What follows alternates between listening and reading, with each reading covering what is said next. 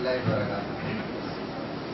إن الحمد لله نحمده ونستعينه ونستغفره ونعوذ بالله من شرور أنفسنا ومن سيئات أعمالنا. من يهدي الله فلا مضل له ومن يضلل فلا هادي له. وأشهد أن لا إله إلا الله وحده لا شريك له وأشهد أن محمدا عبده ورسوله. أما بعد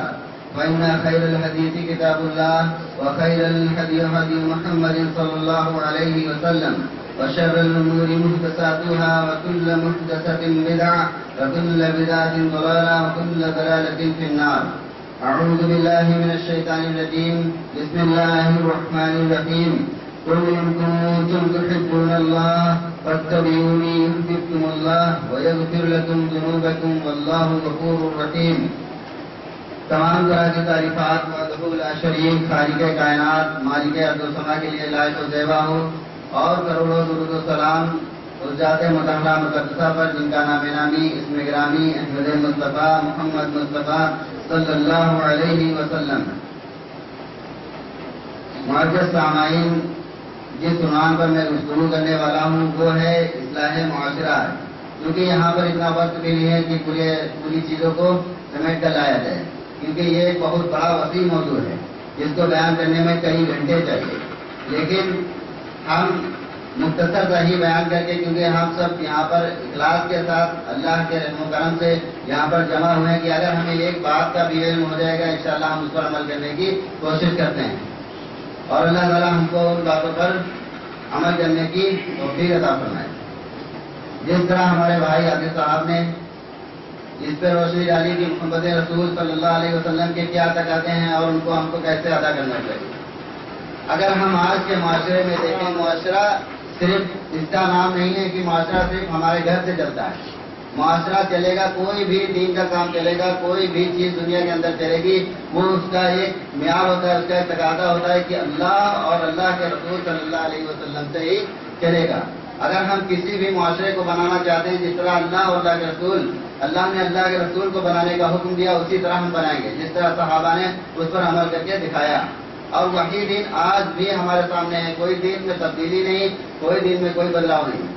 آج بھی وہی معاشرہ ہمارے سامنے ہے. کیا ہم جس طرح صحابہ رضی اللہ عنہم جس قرآن و حدیث پر عمل کرنے والے تھے، اس کے تقاضوں کو سمجھنے والے تھے، اپنے معاشرے کو بنانے والے تھے، کیا ہم اس معاشرے کو آج ویسا بنانے کی کوشش کرتے ہیں؟ آج سب سے زیادہ معاشرہ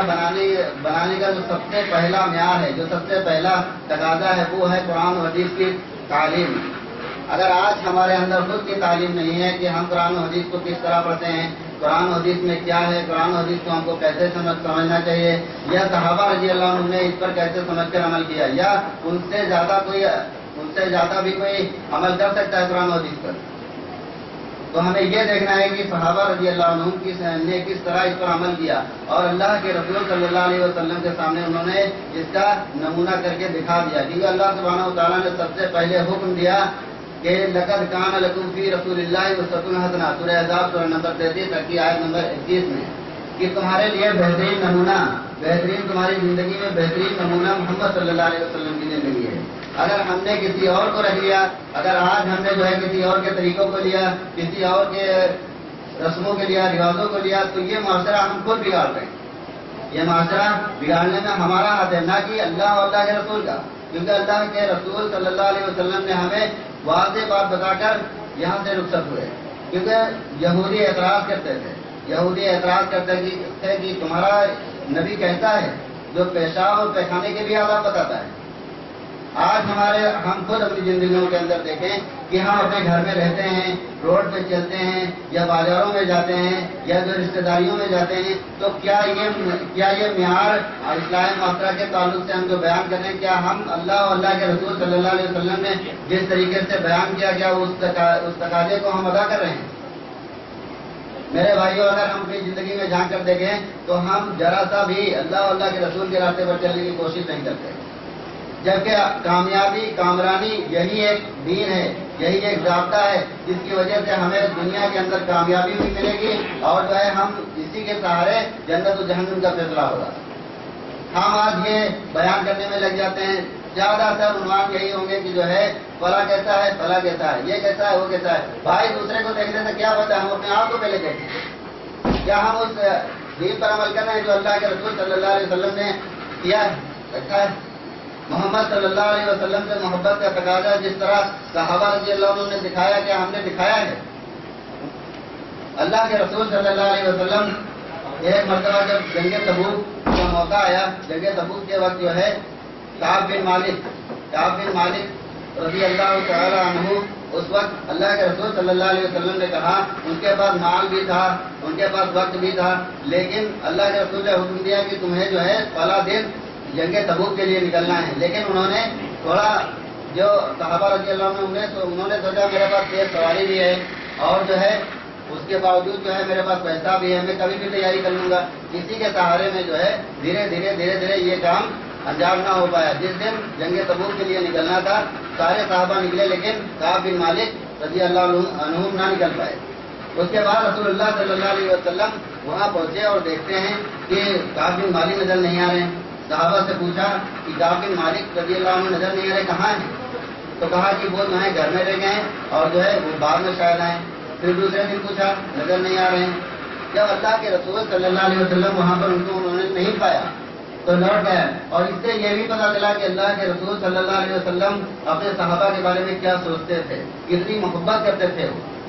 کیونکہ وہ یہ دیکھتے تھے کہ اگر آج ہمارے بیچ کوئی عالم موجود ہے، اگر ہمارے بیچ کوئی علم والا موجود ہے، اگر وہ صرف یہ سوچ کر بیٹھا ہوا ہے کہ میں اس پر عمل کر رہا ہوں، بس خلاص میں اس پر عمل کر کے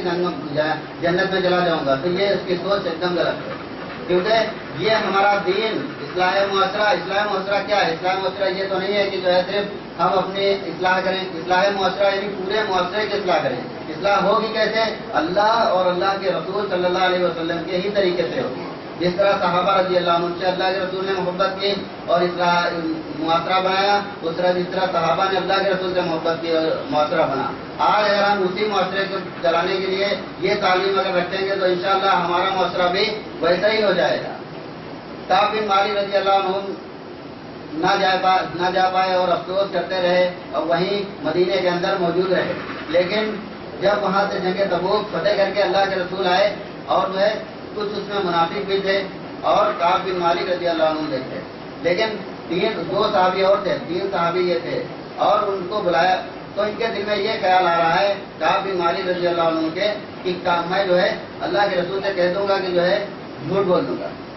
لیکن بعد میں یہ سوچے نہیں جھوٹ نہیں بولوں گا، کیونکہ جھوٹ بولنا تو اتنا بڑا گناہ ہے، اور دوسری چیز کہ اللہ کے رسول صلی اللہ علیہ وسلم سے جھوٹ، کیونکہ ان کو تو جبرائیل علیہ السلام آ کے بتا دیں گے، اللہ بتا دے گا کہ تم جو ہے جھوٹ نہیں بول رہے ہو، کہا میں جھوٹ نہیں بولوں گا، میں سچ کہہ دوں گا کہ میں اس وجہ سے نہیں جا پایا۔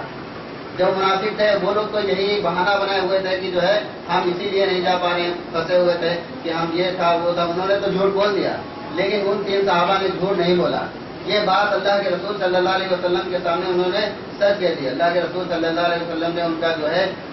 بائیکاٹ کر دیا اور کہا کہ جو ہے اس کا پانی جس سے نہیں کہا جاتا اس کا پانی بند کر دو، اس سے بات چیت بند کر دو، کوئی بھی ان سے بات چیت نہیں کرے گا۔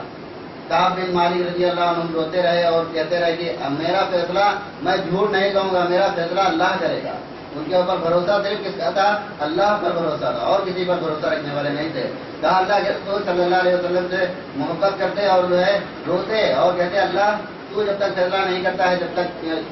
40 دن 50 دن جب بیت گئے، 50 دن میں جو ہے اللہ کے رسول صلی اللہ علیہ وسلم نے کہا اب آپ لوگ اپنی بیویوں سے بھی ملنا چھوڑ دیں۔ وہ اتنی محبت کرنے والے کو بیان کرتے ہیں کعب بن مالک، ایک دن میں نماز پڑھ رہا تھا مسجد میں، اور نماز پڑھتے وقت میں یہ دیکھتا ہوں کہ اللہ کے رسول صلی اللہ علیہ وسلم میں کھڑا ہوا ہوں، اور جب میں اللہ کے رسول کی طرف دیکھنے لگتا تو اللہ کے رسول جو ہے اپنا چہرہ نیچے کر کے ادھر دیکھنے لگتے، اور جب میں ادھر دیکھنے لگتا تو دیکھتا کیا کہ اللہ کے رسول مجھے ہی دیکھ رہے ہیں، یعنی اتنی محبت اللہ کے رسول اپنے صحابہ سے کرتے ہیں۔ تو کعب بن مالک رضی اللہ عنہ بیٹھے رو رہے ہیں اور کہہ رہے ہیں کہ اے اللہ کب فیصلہ تیرا آئے گا۔ اس کے بعد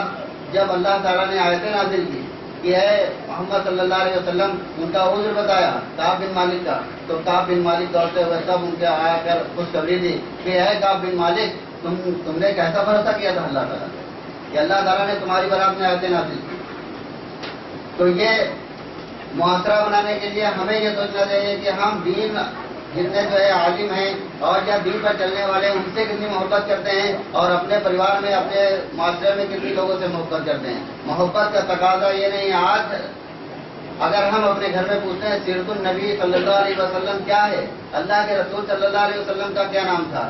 اور ان کے صحابہ کے عشرہ مبشرہ کون تھے, آج ہمیں نہیں معلوم ہے. آج اگر ہم دیکھتے ہیں تو ہمیں پتہ کیا چلتا ہے اسلامی معاشرہ ہمارا کیسے بنتا ہے. آج اگر ہمارے بچوں سے کوئی پوچھتا ہے عامر خان کا ابا کون ہے تو ہم پڑھ کے کہہ دیتے ہیں کہ جو ہے یہ ہے. عامر خان کے ابا کون ہے اس کو ہم بتا دیتے ہیں کہ یہ ہے. لیکن ہمیں ہیرو کے بارے میں, کرکٹر کے بارے میں, دنیا کی ہر چیز کے بارے میں ہمیں معلوم ہے, لیکن نہیں معلوم ہے تو اللہ کے رسول صلی اللہ علیہ وسلم کے بارے میں نہیں معلوم ہے, جس کے ہم نے کلمہ پڑھا لا الہ الا اللہ محمد رسول اللہ, تو ہمارا معاشرہ کیسے بدلے گا؟ اگر ہم اللہ اور اللہ کے رسول سے سچی محبت کرتے ہیں تو کیا اپنی زندگیوں کے اندر جھانک کر دیکھتے ہیں کہ ہمارے بچے دینی تعلیم کتنی حاصل کرتے ہیں؟ ہم دین پر کتنے چلنے والے ہیں, ہمارے بچے کتنے چلنے والے ہیں, ہمارا گھر کیسا ہے, کیا ہمارا گھر محمدی ہے, کیا ہم صحابہ رضی اللہ عنہ کے راستے پر چلانے کی کوشش کرتے ہیں, کیا ان کے لیے ہم کوئی صحابہ رضی اللہ عنہ کی کوئی سیرت اپنے بچوں کے سامنے پڑھتے ہیں؟ نہیں پڑھتے ہیں. اگر ہمارے گھر میں آج اکثریت دیکھتے ہیں, ہم اپنے گھر میں دیکھتے ہیں کہ ٹی وی رکھا ہوا ہے, کتابیں ایسی رکھی ہوئی ہیں جو پڑھ کر ہمارے بچے علم کبھی حاصل ہی نہیں کر سکتے ہیں. تو ہمیں سب سے زیادہ اگر اصلاح معاشرے کو سدھارنا ہے, اصلاح معاشرے کو اللہ کے رسول صلی اللہ علیہ وسلم کے جیسا بنانا ہے, تو ہمیں سب سے پہلے کیا ہے کہ اپنے بچے کو دینی تعلیم یعنی قرآن و حدیث کی تعلیم دینے کی کوشش کرنی چاہیے. یہی ہمارا ٹاپک تھا اور اللہ سے دعا ہے کہ اللہ کہنے سے زیادہ ہم کو سب سے پہلے عمل کی توفیق عطا فرمائے, اور اللہ سے دعا ہے کہ ہم سب کو سننے سے زیادہ کہنے کی توفیق عطا فرمائے. وآخر دعوانا الحمدللہ رب العالمین. میں حافظ محمد شرافت صاحب کو دعوت دیتا ہوں کہ مشکل پر آئیں اور تلاوت کلام پاک